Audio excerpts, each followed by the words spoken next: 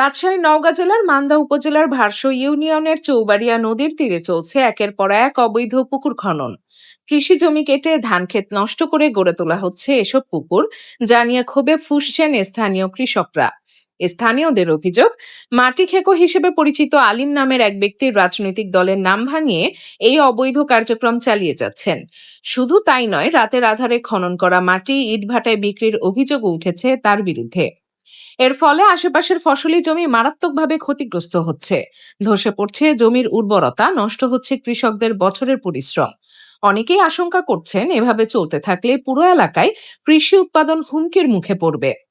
এলাকাবাসীর দাবি, দ্রুত সময়ের মধ্যে এই অবৈধ পুকুর খনন বন্ধ করে জড়িতদের বিরুদ্ধে কঠোর আইনানুগ ব্যবস্থা নিতে হবে। এ বিষয়ে সংশ্লিষ্ট প্রশাসনের জরুরি হস্তক্ষেপ কামনা করেছেন ভুক্তভোগীরা।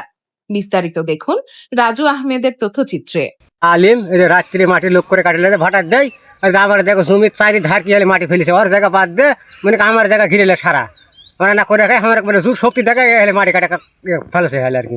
যে আমার ধানের উপর দেখো মাটি ফেলে কি হলে নষ্ট করে আমার জায়গা নষ্ট করছে সরকার জায়গা, অথচ বলে বুঝে আমি সব শক্তি খাটে সবাই জায়গা ঘিরেলে সারা, আর আমার কিছু করতে পারছি না, মানে শক্তি হলে আর বেশি যাবে।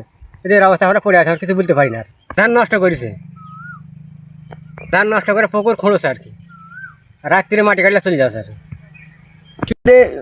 নদীর ধার আমাদের জমির, আমরা ধানের আবাদ করি, সেখানে দূর করে রাত করে পুকুর খালন করে আর দিন করে গাড়ি বন্ধ হয়, বললেও তার কোনো বিচার আচার নাই। তার কাছে আমরা দরখাস্ত দিচ্ছি যে এখানে পুকুর যান জীবনে খনন করতে না পারে, আমাদের সমস্যা, আবাদ করতে পারবো না।